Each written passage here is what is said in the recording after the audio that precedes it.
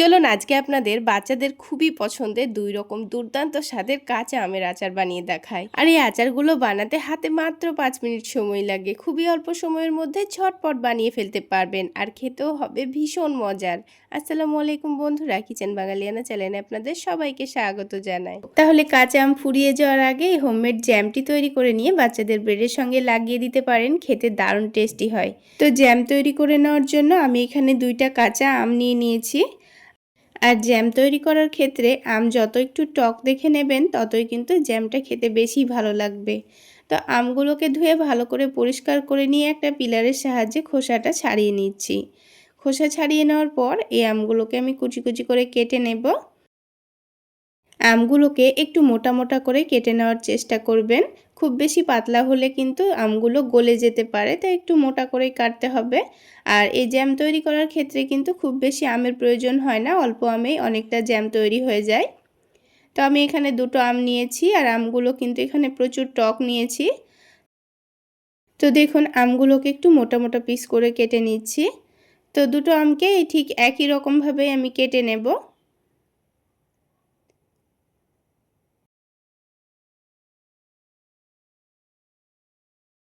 তো দেখুন আমগুলো কেটে নেওয়া হয়ে গেছে। কেটে নেওয়ার পর ভালোভাবে ধুয়ে পরিষ্কার করে নিয়েছি।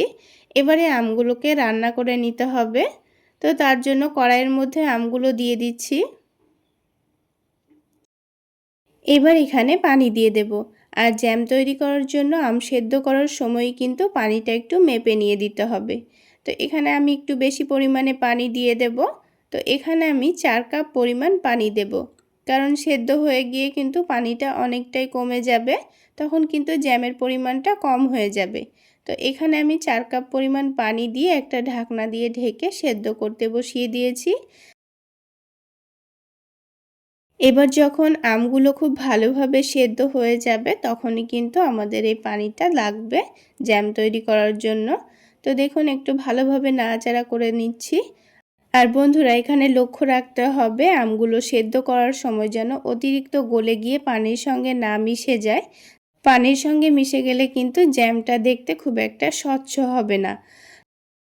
আর যেহেতু আমি এই আমের পিসগুলোকে গলিয়ে নেব না, তাই এখানে একটু টক দেখে আম নিতে হবে। তাহলে এই পানির মধ্যে কিন্তু টক ভাবটা খুব সুন্দরভাবে বেরিয়ে যাবে। আর আমের টক ভাব একটু পানির মধ্যে বেরোলে তখন কিন্তু জ্যামটা খেতে বেশি ভালো লাগবে।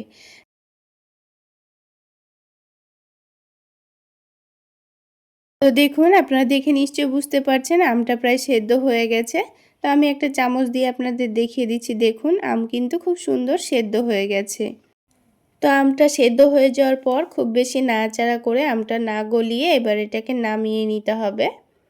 তো এই পানিটাকে আমাদের এবার লাগবে, সেজন্য আম থেকে পানিটা আলাদা করে নেব। তো একটা বড় ছাকনার মধ্যে আমটাকে ছেঁকে নিচ্ছি। এবার যেহেতু এই আমের পিসগুলো আমাদের কাজে লাগবে না, আমরা শুধু টক পানিটাই নেব, তাই এই অবশিষ্ট আমটাকে আপনারা রান্না করে আমসত্ত্ব তৈরি করে নিতে পারেন, আবার চাটনি বানিয়েও খেয়ে নিতে পারেন।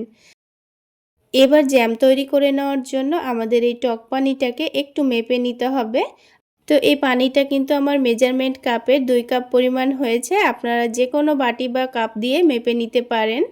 তো অবশ্যই এখানে মেপে নিয়েই কিন্তু এই জ্যামটা তৈরি করতে হবে, তাহলে পারফেক্ট জ্যাম তৈরি হবে। এখানে 2 কাপ পরিমাণ টক পানির জন্য আমাদের লাগবে 2 কাপ পরিমাণ চিনি।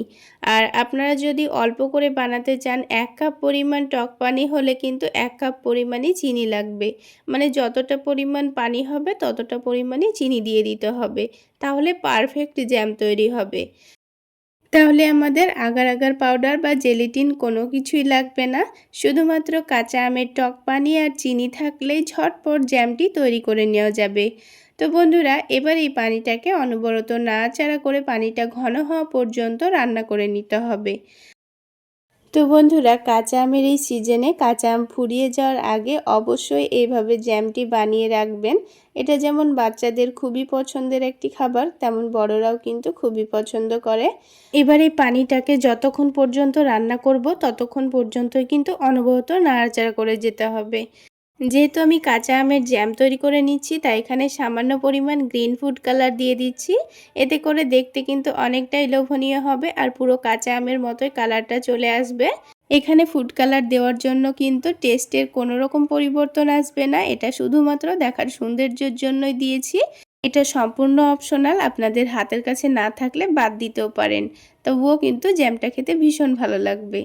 তো দেখুন অনেকক্ষণ জাল করে নেওয়ার পর আপনারা দেখে নিশ্চয়ই বুঝতে পারছেন এখানে কিন্তু এই মিশ্রণটা অনেকটাই ঘন মনে হচ্ছে। তো কীভাবে বুঝবো যে পারফেক্ট জ্যামটা তৈরি হয়ে গেছে, তার জন্য একটা প্লেটের ওপর অল্প করে মিশ্রণ নিয়ে এটাকে হালকা ঠান্ডা করে নেব। তো দেখুন প্লেটটাকে এভাবে নাড়াচ্ছি, তবুও কিন্তু একদম গড়িয়ে পড়ছে না, আর হাত দিলেও কি সুন্দর জমে গেছে মনে হচ্ছে। তাছাড়া 2 আঙ্গুলের মধ্যে একটু চেক করে নিলেও অনেকটাই আঠালো মনে হচ্ছে। তো একটু নাড়াচাড়া বন্ধ করার জন্য দেখুন উপরে অনেকটাই ফেনা ভাব চলে এসছে। তো এটাকে কিন্তু আমাদের ছেঁকে নিতে হবে, তা না হলে জ্যামটা দেখতে খুব একটা ভালো লাগবে না। তাই জ্যামটা তৈরি করার সময় কিন্তু নাড়াচাড়া কোনো মতেই বন্ধ করা যাবে না। তো এখানে ছেঁকে নেওয়ার জন্য বড় একটা ছাকনা নিয়ে নিয়েছি। এবার এই জ্যামটাকে ছেঁকে নেওয়ার পর আপনারা যেই পাত্রে সেট করবেন তার মধ্যে কিন্তু সাথে সাথেই ঢেলে দিতে হবে। তো এখানে জ্যামটা কিন্তু গরম থাকা অবস্থায় ঢেলে দিতে হবে, তা না হলে হালকা ঠান্ডা হয়ে গেলেও কিন্তু এটা জমতে শুরু করবে। তো এখানে একটা কাঁচের বয়ামে আর একটা ছোট বাটিতে আমি ঢেলে নিয়েছি। এবার এটাকে ঠান্ডা হওয়া পর্যন্ত অপেক্ষা করতে হবে।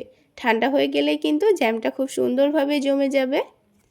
তাহলে বন্ধুরা আজকের এই কাঁচা আমের জ্যাম বা জেলি রেসিপি আপনাদের কেমন লাগলো অবশ্যই কমেন্ট সেকশানে জানাবেন। আর ভালো লাগলে একটা লাইক শেয়ার করে দেবেন। তাছাড়া আমার এই সহজ রেসিপিগুলো যদি ইউটিউব চ্যানেল থেকে দেখে থাকেন চ্যানেলটি সাবস্ক্রাইব করে দেবেন, আর ফেসবুক পেজ থেকে দেখে থাকলে পেজটি ফলো করে দেবেন। তো বন্ধুরা দেখুন জ্যামটা কিন্তু এখন পুরোপুরি ঠান্ডা হয়ে গেছে। ঠান্ডা হয়ে যাওয়ার পর আমি কিন্তু 3 ঘন্টা পর আপনাদের সঙ্গে এটা শেয়ার করছি। আর দেখুন জ্যামটা দেখতে কতটা লোভনীয় হয়েছে। এবার একটু আমি আপনাদের কেটে দেখিয়ে দিচ্ছি পারফেক্টভাবে জ্যামটা কিন্তু তৈরি হয়েছে। আর খেতেও কিন্তু ভীষণ টেস্টি ছিল বন্ধুরা।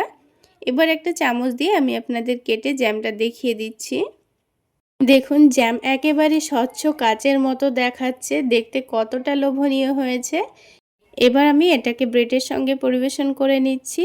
তাহলে বন্ধুরা আপনারা একবার হলো এভাবে জ্যাম বানিয়ে বাচ্চাদের ব্রেডের সঙ্গে লাগিয়ে দেবেন, দেখবেন বাচ্চারা কিন্তু খুবই এনজয় করে খাচ্ছে।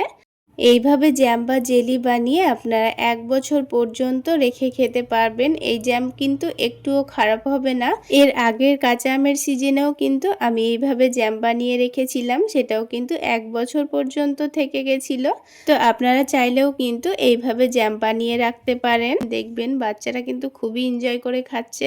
এবার আরও একটি অন্যরকম ভাবে কাঁচা আমের আচার বানিয়ে দেখাবো। এইভাবে বানিয়ে কিন্তু ব্রেডের সঙ্গে লাগিয়ে খেতে ভীষণ টেস্টি হয়। তো বন্ধুরা আচারটি তৈরি করে নেওয়ার জন্য সবার প্রথমে আমি এখানে কয়েকটা কাঁচা আম নিয়ে নিয়েছি।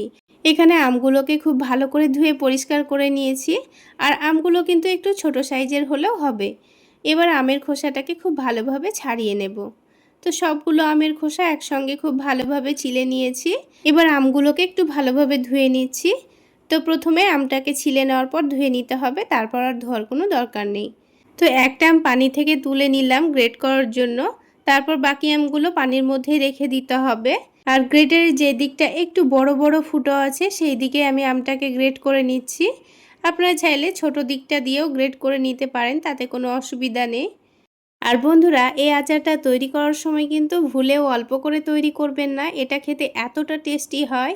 তো একটু বেশি করে আচারটা বানিয়ে নেবেন। এটা বানিয়ে কিন্তু রুটি পরোটা সব কিছুর সঙ্গেই খেতে ভীষণ ভালো লাগে।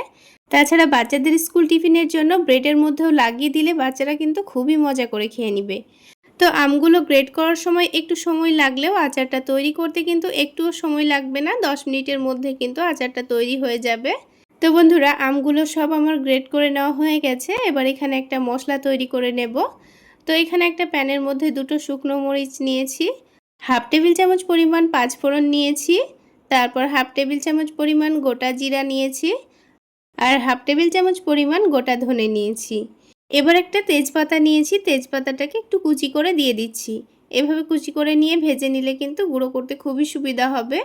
তো এবার এই মশলাগুলোকে 2-1 মিনিট একটু নাড়াচাড়া করে নিতে হবে।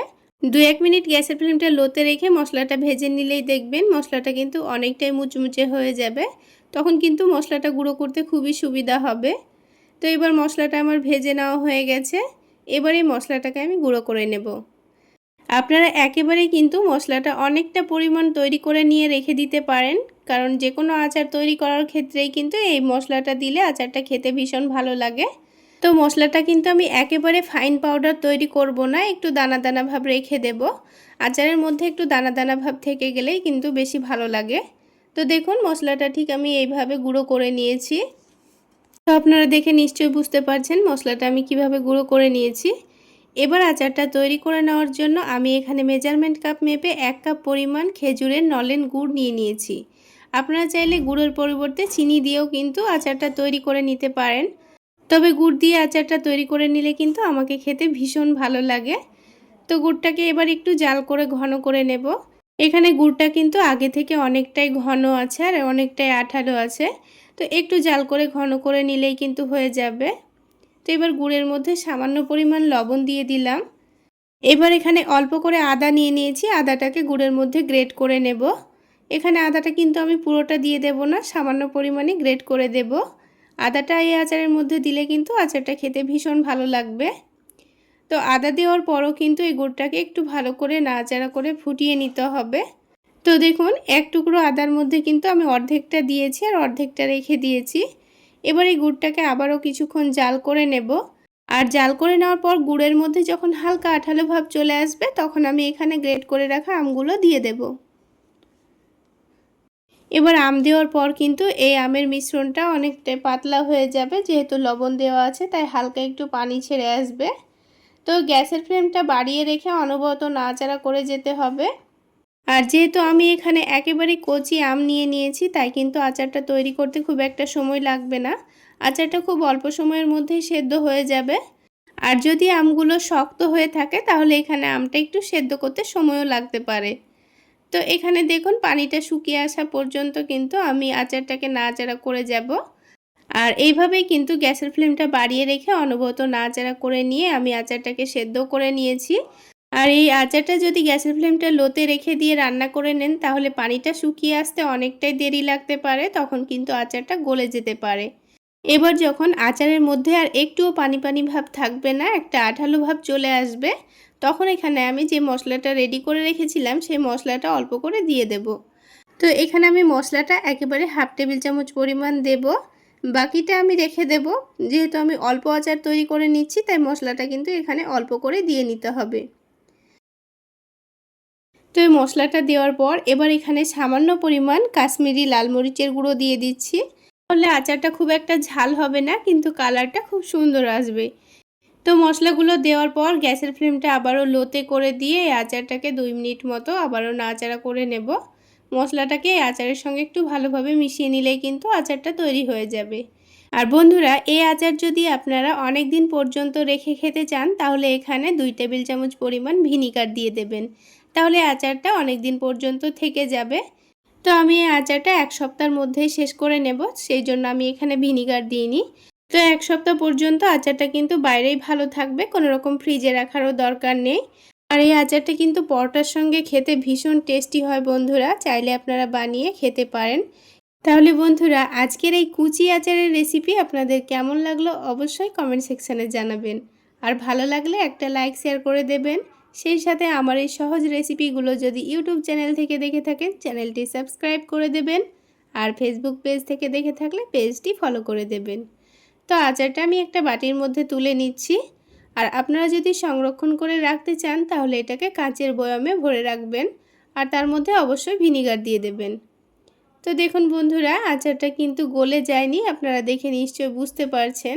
আচারটা কিন্তু একটা একটা দানা দানা ভাব হয়েই রয়ে আছে। তো বন্ধুরা চাইলে একবার হলো এই পদ্ধতিতে এই কুচি আচারের রেসিপিটা বানাতে পারেন, খেতে কিন্তু দারুণ টেস্টি হয়। আর একবার যদি বানিয়ে কাউকে খাওয়ান তাহলে কিন্তু আবার বানিয়ে খাওয়ার রিকোয়েস্ট আসবে, এতটাই টেস্টি হয়। তাহলে বন্ধুরা আজকে এই পর্যন্তই, সকলে অনেক বেশি ভালো থাকবেন, সুস্থ থাকবেন। দেখা হচ্ছে আরও একটি নতুন রেসিপি নিয়ে নেক্সট এপিসোডে।